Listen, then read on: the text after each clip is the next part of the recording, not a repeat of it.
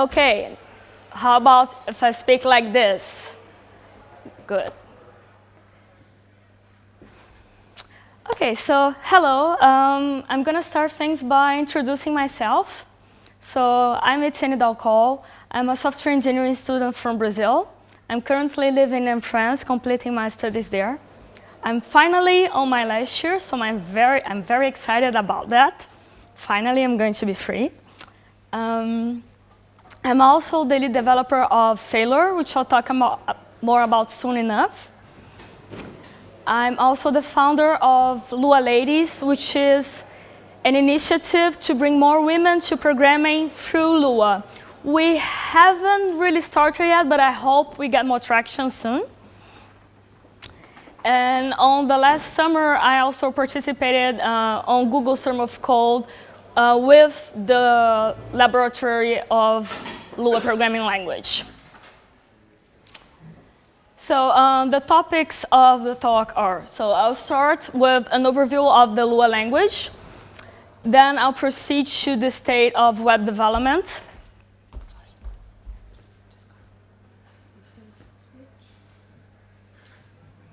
Okay, try now. Hello? Better? The same. Does this one work?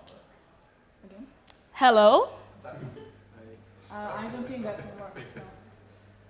So I don't know what to do. Well, I'll continue. And then I'll proceed to Sailor. So starting with Lua. How many of you know Lua, heard about it? How many of you have programmed something in Lua? Okay, not a lot of people, so I'll spend some time in this introduction. Sorry. Hello again. Sorry. Don't worry. Hello? Yay, perfect. Okay, so Lua is a noun. It's not an acronym. It means moon in Portuguese. And it's a dynamic language, a dynamic scripting language, pretty much like JavaScript, Python, Ruby. So it is duck-typed. It is also multi-paradigm. And it has some very interesting aspects. So like I said, it is multi-paradigm, so you can prototype things with it. For example, Lua does not come with object orientation out of the box, but you can build it because it has first-class functions, meta tables. It allows you to do everything else. So one of the main characteristics of it is that it has one single data type, which is table. And with tables, you can construct a lot of things. So a module is a table, an associative array is a table, a vector is a table, an object is a table. You're just using tables on different scenarios. So some of the advantages. First thing is that it's very powerful. So the whole distribution with the documentation and the code and everything has 276 kilobytes, which is very small. The whole code, the whole source code is about 20,000 lines of standard C, which is, like I said, very small. And that means it runs on everything that runs in standard C, like microcontrollers, washing machines, power computers, video games. It is very widely used. And it's also a very simple language, which means you can keep it all on your head if you want. I really like that. I mean, just for comparison aspects, you can read that. This is just like to show like the size of everything, but this is like the whole standard library of Lua. And to make a small comparison, PHP, only functions that start with A, we have 391. And it's also fast. And by fast, I mean really, really fast. This shows an average of various speed tests like binary tree search, PyDigits, prime numbers. And if we look at this, we can see that Lua is way faster than other popular scripting languages, so it is faster than Perl, Python, PHP, Ruby. And Lua also has a just-in-time version, which is super fast. It is even faster than JavaScript VH. So this is the closer you can get to C while still being a dynamic scripting language. But well, when I started with Lua, I didn't know all of those things. I was just like first-year student. Also, I had other reasons, which I'll call better reasons, of course. So the first thing is that it looks really cool. You can build games with it. And for the amount of time I playing some of these games, it was almost as if I already had a special connection with it. So it's used on very popular ones like Warcraft, Ragnarok Online, Angry Birds. The first one was Grim Fandango. Another reason is that it's made in my home country, Brazil, and in my university, to be more precise. And this was actually shocking to me because I didn't know that. I mean, I knew Lua before, and one day I was in university talking to a friend about Lua, and he said, well, you know it's invented here, right? Like here. I was like, what? He said, yeah, you're gonna have classes with the creator of the language by the 4th semester. It's like, okay. And well, to me this is really interesting because it is the only language until today. I mean, Lua was created in 1993, I think. And until today, it is the only language to reach some degree of popularity that was not invented in a developed country. And apart from Ruby, that is created in Japan, not in the US or Europe at all. And so yeah, to me it was kind of like a matter of honor to learn it before I graduated. And this is my favorite of all, is that it is easy to learn. Like I said, it is very simple and very small. And well, when I decided to learn it, I had just got off this semester where I had just learned assembly. So I was looking for something like with a different aspect. Well, I love assembly, but it's not something I was going to learn on my free time, right? So yeah, if I'm going to learn something on my free time, I'm going to pick something very simple. So I picked Lua. And because I really wanted to take it easy, in the end, I didn't, but I'll get to that later. So yeah, Lua was conceived from day one with some very specific goals, and one of them was to be used by non-professional programmers, because they were creating a language to control a very big software for an oil company, and people needed to control it very easily. So it was like this huge C program that take hours to compile, and so they embedded Lua to be able to change things without having to compile everything, and it was used by non-programmers. So it was made from day one to be readable, very easy to understand, and it's like that until today. So that is very good. So I'm gonna show like a one-slide crash course on Lua. And so this is like what Lua looks like. I know this is a very weird criteria to talk about languages, like how it looks like, but still. So like I said, we have tables everywhere. So we have, this is a small model for Cypher. So like I said, the module is also a table, and we use tables for lots of things. We can have private and public aspects just by deciding what things you're going to export or not. So the first function works like a private function because it's a local thing. And the other one is like a public because it's indexed to the table we are exporting in the end. Variables are global by default. If you want to have local variables, you have to specify it. So we have objects. We have first-class functions. We don't have ternary operator, but booleans do the job. So yeah, like I said, I wanted to learn Lua, but how? yeah, reading the manual doesn't really work for me. I just can't. To learn something, I need to build stuff using the thing I want to learn. So for example, when I was learning JavaScript, I made this calculator to calculate the ingredients of my own Soylent version.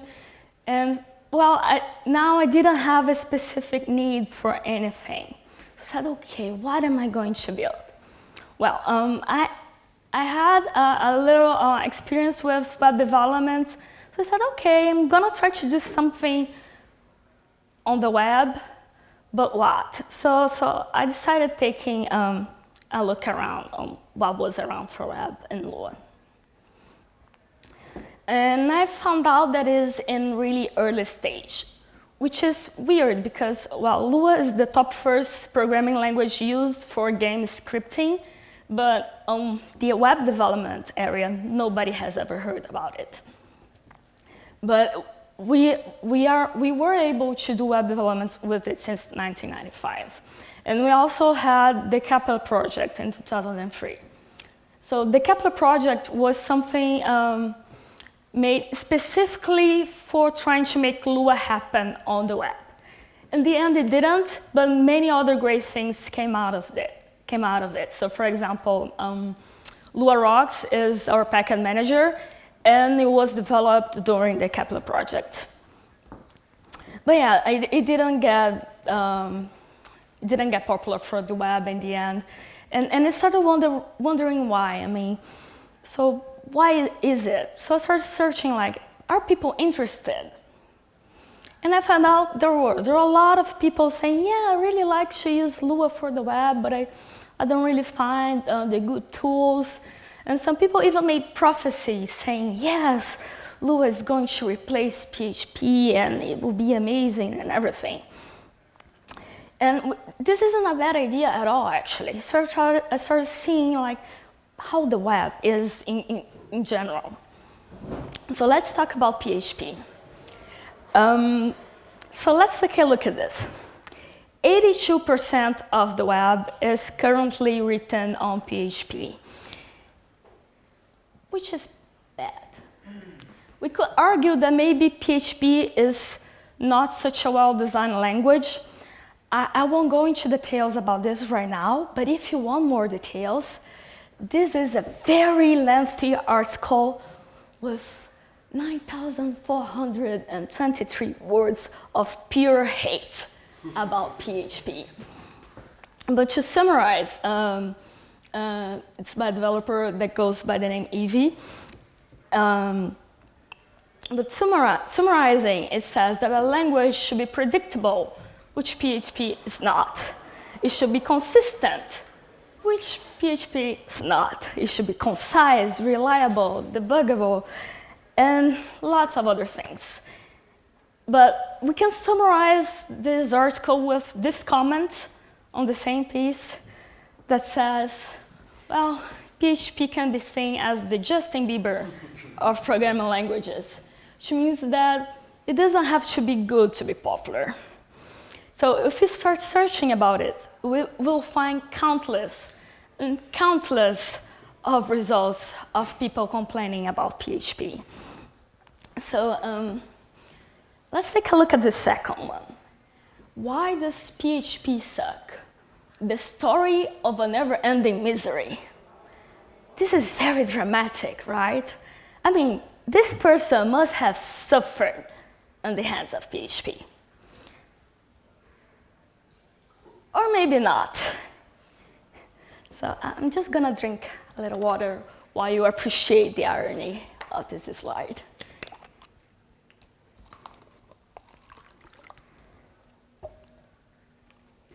There was a saying about this.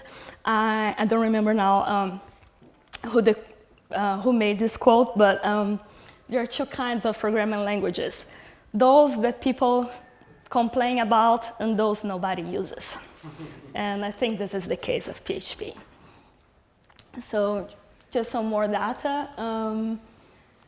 Out of all websites who use some framework, WordPress is used on 60% of them, which means 34% of all the web is a WordPress website. And you could argue that PHP success was about timing, right? But no, not really, because it's actually getting more popular. I mean, in 5 years, PHP gained 10% users. Java lost a little bit.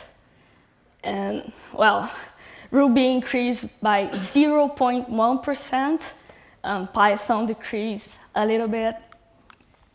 And you can think about why. Why is this even happening?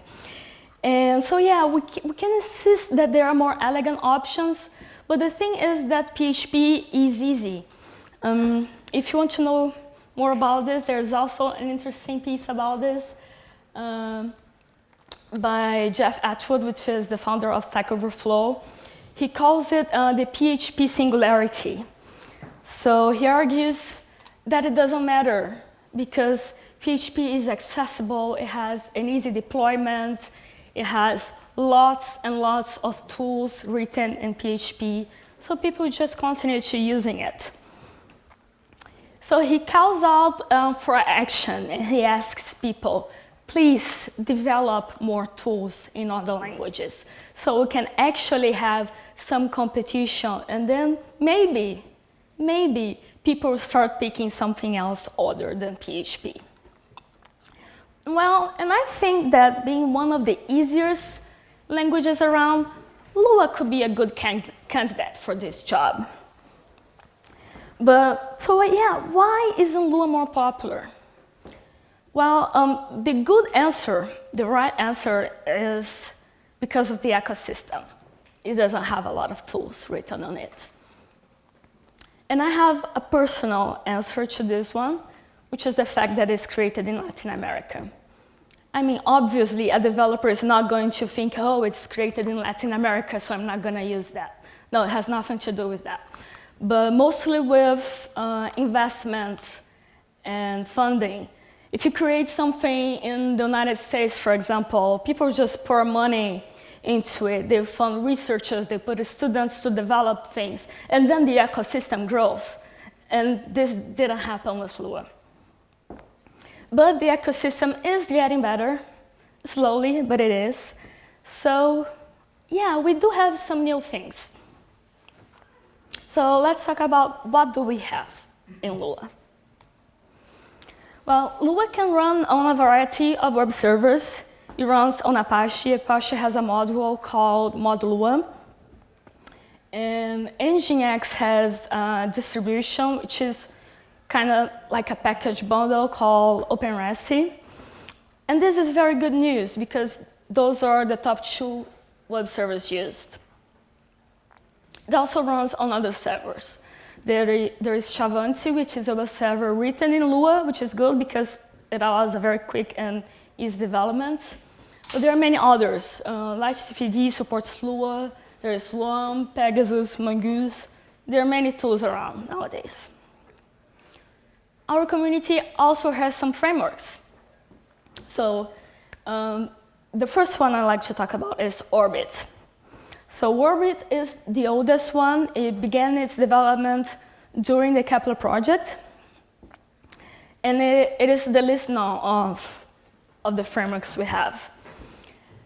It is also an MVC framework, which means it is, in terms of concept, it's the closest thing to Sailor.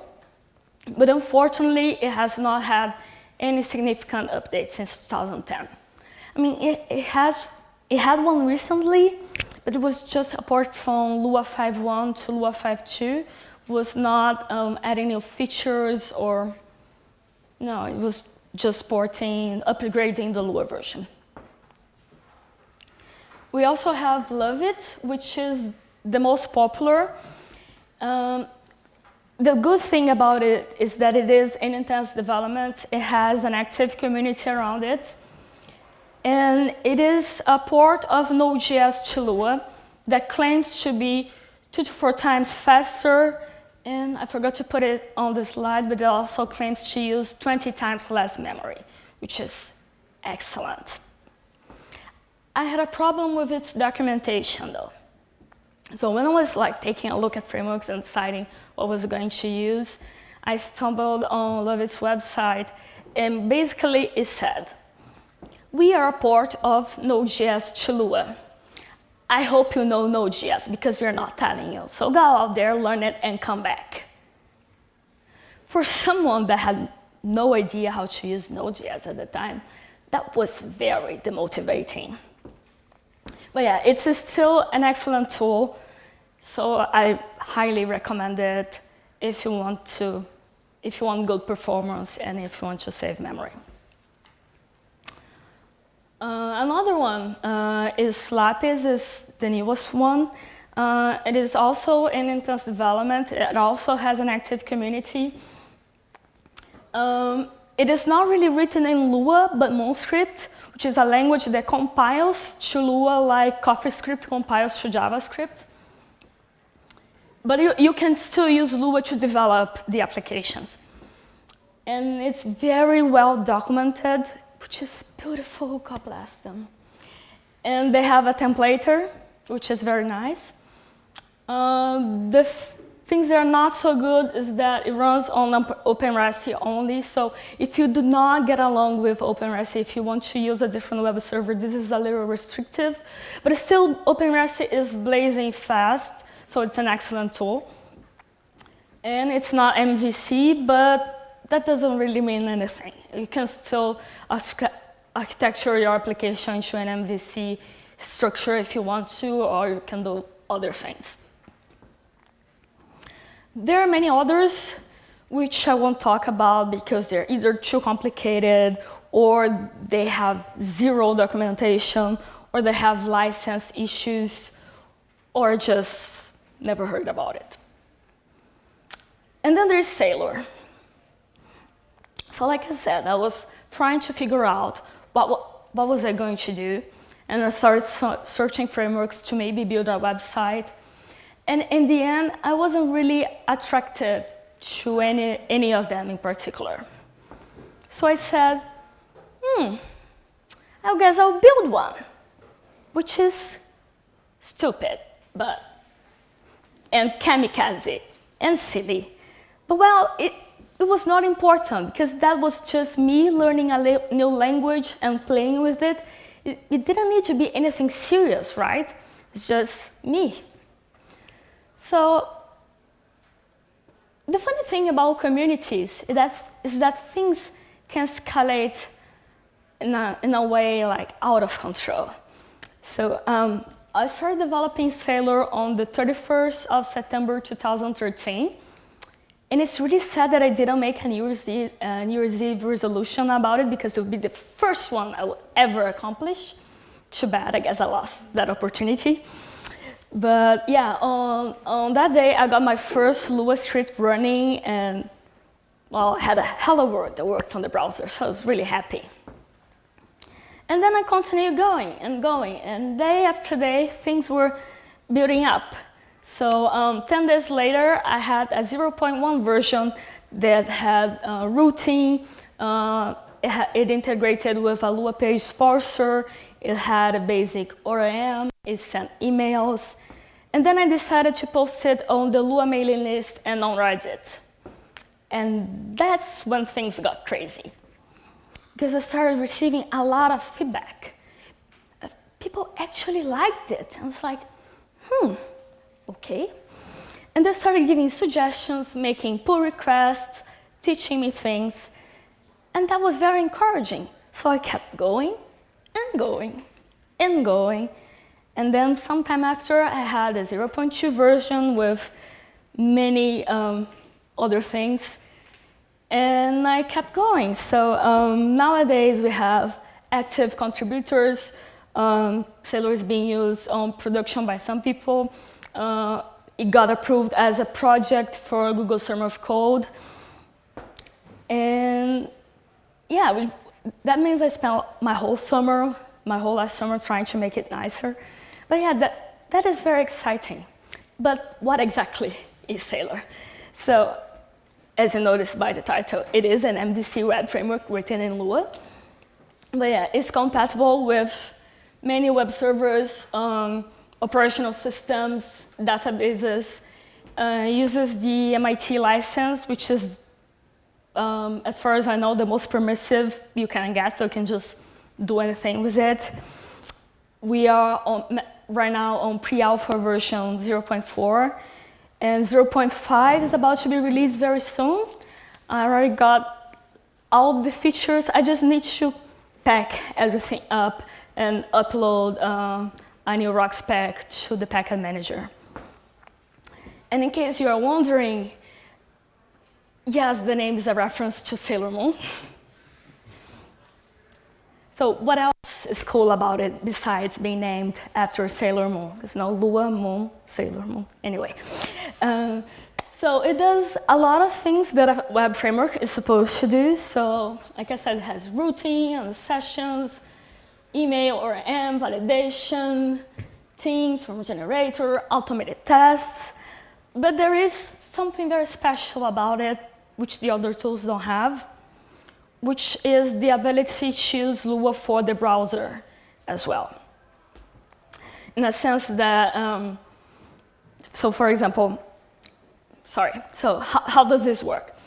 You write something in Lua, and it sends to a Lua to JavaScript virtual machine, and then it runs on the browser. So I started thinking about this in a beginner's mindset. Because if you're going to build a dynamic website, there's a lot of things you need to learn, right? So you need a server-side language, you need HTML and CSS, you need database stuff, and you need a client-side language.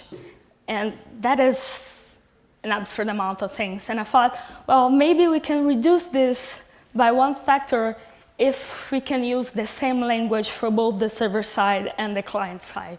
So that's why I came up with this. You can maybe argue that this is not so great because there is a performance cost because, well, it's running through a virtual machine, right? But it is not really that bad when you check the benchmarks. And it pays off on simplicity, and also, if you're a beginner, yeah, it just makes sense. And also, people are discussing now about WebAssembly. So it means we could run bytecode on the browser very soon, which means maybe someday we'll be able to run native Lua on the browser. So I'm very excited about this. This looks promising, so I'm waiting for that. Well, not so great things about it. It's still in early development, so things are changing fast. I do not guarantee backwards compatibility until version 1.0. It still lacks features, so for example, it doesn't have transactions yet, which is on the top of my list right now for next things to do. And the documentation. The documentation is not bad. I spent a lot of time trying to make a good documentation. But in my opinion, this is something that is just so crucial, so essential, that it will always need improvement. So I'm never going to take it off this list. So yeah, it's still cool. It's still a nice tool to play around. So if you want to make a simple web app or contribute, you can get it really easily. So this is a very quick setup for Unix. I'm assuming Lua is already installed, and also Lua Rocks, which is the package manager. You can get both things from Brew or from apt-get, the package manager from distros. They have Lua and Lua Rocks. So yeah, after you have those, you can just install Lua through the package manager, create your app somewhere, go there, and then start the server. And this we will use Shavanti web server. If you want to use a different web server, you have to install them separately. So yeah, there are many different setups. This is just the most straightforward one. So yeah, then you start the server, and it will spit your first web application, which comes already integrated with Bootstrap, which means it's not that ugly right out of the box, which is nice. Alternatively, for using a database, you need something else, because, well, the database choice is up to the developer. So if you want to use MySQL, you have to install one package. If you want to use Postgres, you need to install a different package. So I didn't put this as a dependency for not installing like all of them, but it's just a one-line command. If you're using OpenRest though and MySQL, you don't need this because Sailor uses the default database API of OpenRest for MySQL, which because OpenRest is non-blocking. So if I use Lua SQL, it will block the system calls and everything.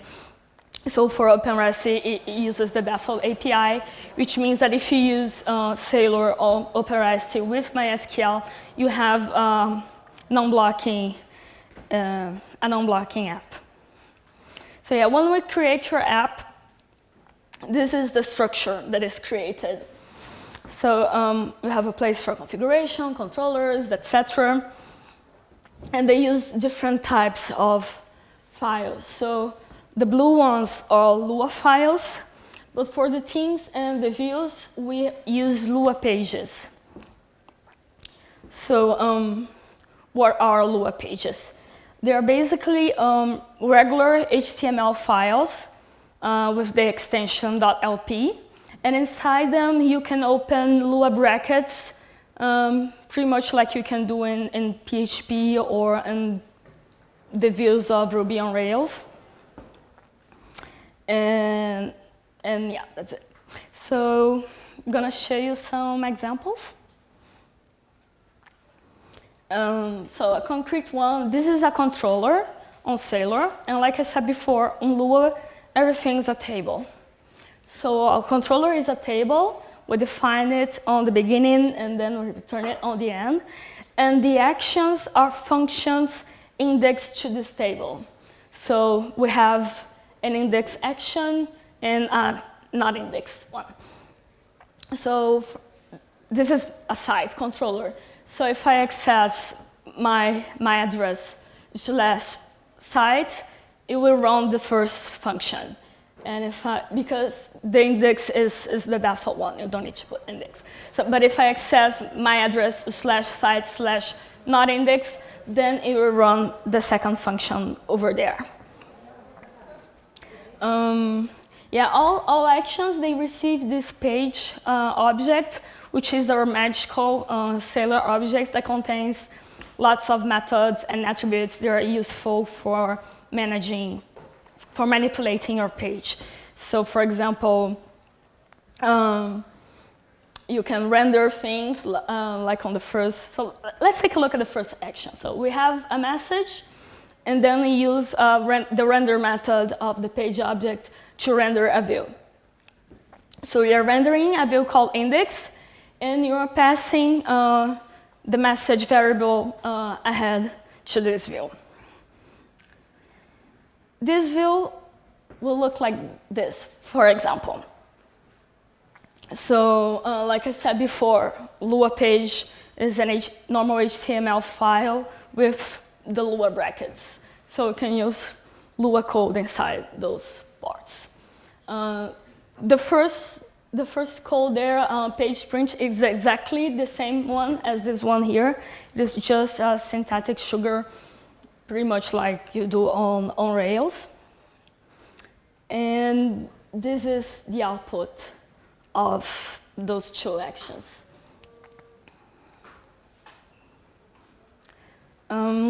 Like I said before, you can use Lua above the server side and on the client side. So we have different Lua tags you can use on the view. So we have Lua at server, which is the default one. So if you just open a Lua tag, it's the same thing. We have Lua at both, which makes a copy of itself, and it runs on the server side and on the client side.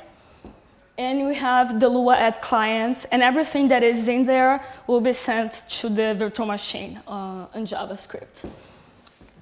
So recently, I've made a modification to the virtual machine. So from version 0.4 to the next version that is about to be released soon, there is a little syntax difference. It's better now. This is why I changed.